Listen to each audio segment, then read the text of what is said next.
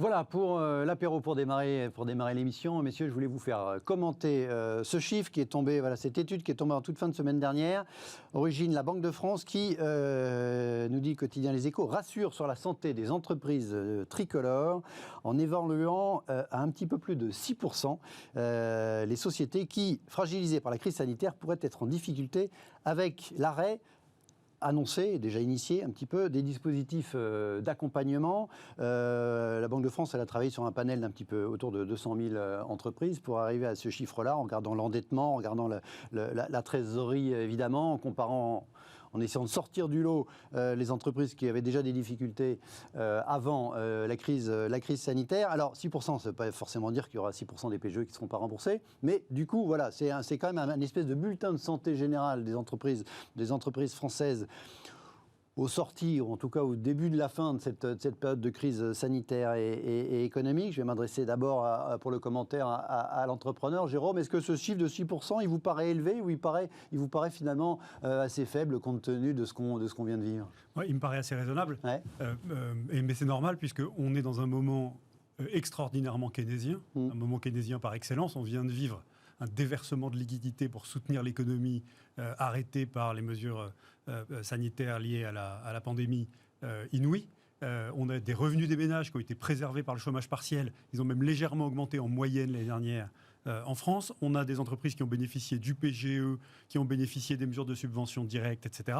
Ce qui fait qu'elles ont, pour la plupart et dans la plupart des secteurs, passé le cap de cet arrêt brutal de l'économie. Et alors, comme aujourd'hui, c'est ce que je vis comme entrepreneur dans toutes mes entreprises, qu'elles soient en B2C, en business to consumer, ma boîte de confiture, la Cour d'Orgère, qu'elles soient en B2B, RS Group, ou mon partenaire patrimoine avec toute l'épargne qui s'est accumulée. Le témoignage diversifié, du coup, hein, vous le rappelez. Hyper booming, c'est-à-dire toutes les planètes sont alignées pour un rebond absolument massif.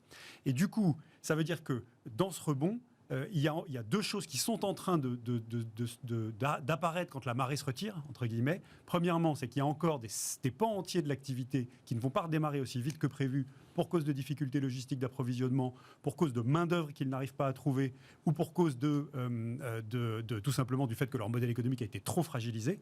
Et tout l'enjeu est de savoir combien ça fait d'entreprises. Donc là, la Banque de France nous dit 6%. J'ai lu une autre étude très sérieuse qui disait qu'en fait, grâce aux mesures de soutien, on a maintenu en vie artificiellement 63 000 entreprises en France qu'on peut appeler des entreprises zombies, et qui ne sont pas tombées l'année dernière, puisqu'on a eu très peu de faillites l'année dernière à cause de ces mesures.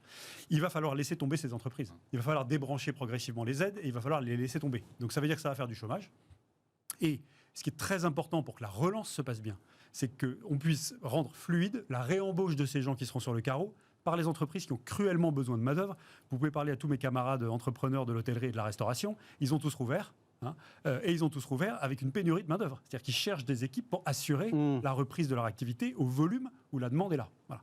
Et donc, c'est vrai dans beaucoup de secteurs. Et donc, tout l'enjeu va être de débrancher ces aides tout en débranchant aussi les incitations à ne pas retourner au travail, de façon à ce que les entreprises qui vont rebondir et qui survivent aient la main-d'œuvre nécessaire pour faire face à la relance. Et c'est comme ça que, finalement, le pays bénéficiera socialement et économiquement de cet extraordinaire rebond qui est devant nous. Donc besoin d'équilibre, hein, justement, travail de dentelle entre débrancher les aides. Alors les aides c'était les PGE, mais bon les PGE c'est des prêts, hein, donc il faudrait idéalement les rembourser, même s'il y aura des dispositifs d'abord pour repousser ce remboursement et puis peut-être de transformation en quasi-fonds propres. Il y a des choses qui commencent à être prévues. Il y a eu évidemment les fonds de solidarité, le chômage partiel. Ce chiffre in fine, ce chiffre de 6%, il vous paraît, même question, plutôt élevé, plutôt faible? Moi, plutôt encourageant. Je ne suis pas surpris parce qu'en réalité, pour prolonger ce que disait Jérôme, il ne faut pas oublier que la nature de cette crise, ce n'est pas une crise structurelle, c'est une crise au départ sanitaire. Donc elle est violente dans ses conséquences, mais elle est courte, ce qui veut dire que dès lors qu'en effet, on n'a pas débranché les aides, etc., les compétences, les capacités de production sont restées, sinon intactes, en tout cas pas trop dégradées, et donc en fait, la reprise sera à la mesure, en réalité, du choc. C'est bien un choc extra-économique.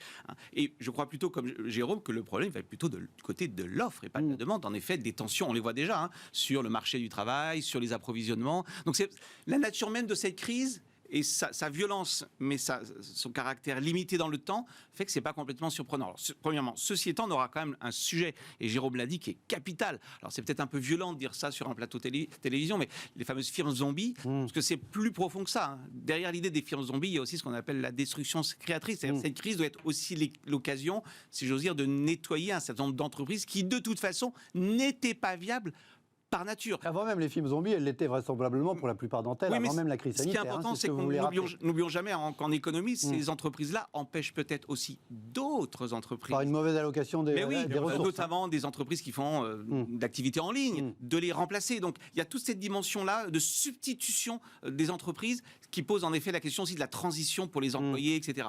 Voilà. Et la question de l'endettement quand même qui va rester, parce que pour le coup, les chiffres sont imparables sur le fait que l'endettement des entreprises, l'État aussi, mais ce n'est pas le sujet, aura fortement gonflé compte tenu à l'issue de cette crise. C'est là aussi où il peut y avoir quand même des difficultés supplémentaires ou nouvelles pour certaines entreprises. Oui, mais c'est là où le point sur la bonne allocation des ressources qu'évoque Emmanuel est essentiel, c'est-à-dire qu'il faut qu'on passe dans une deuxième phase keynésienne, toujours keynésienne de mon point de vue, je dis volontiers, où on va finalement orienter toutes ces aides, ce flux d'argent qui était là pour faire passer la crise aux ménages et aux entreprises, désormais sur l'investissement.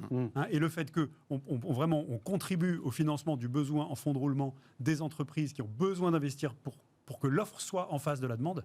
Et c'est bien ce fléchage-là de la suite des aides, pour ce qu'on ne débranchera pas, qui est essentiel pour que la relance se passe le mieux possible. Pensons à toute la numérisation des PME, par exemple. Là, on voit bien clairement qu'on est très en retard. La crise a été un révélateur de ce point de vue-là. Et ça doit être l'occasion, en effet, de flécher les investissements et il faut qu'il y ait ce travail nécessaire de réallocation. Y compris les aides d'État et les investissements dans le cadre du plan de relance, qui identifiaient aussi ce chantier de la numérisation. Voilà, et puis si je me permets, je vais rajouter un dernier enjeu qui me semble essentiel en tant qu'entrepreneur, qui est que l'investissement, c'est la confiance. C'est-à-dire, j'investis quand je suis entrepreneur, quand j'ai confiance dans l'avenir. Donc là, la demande est là.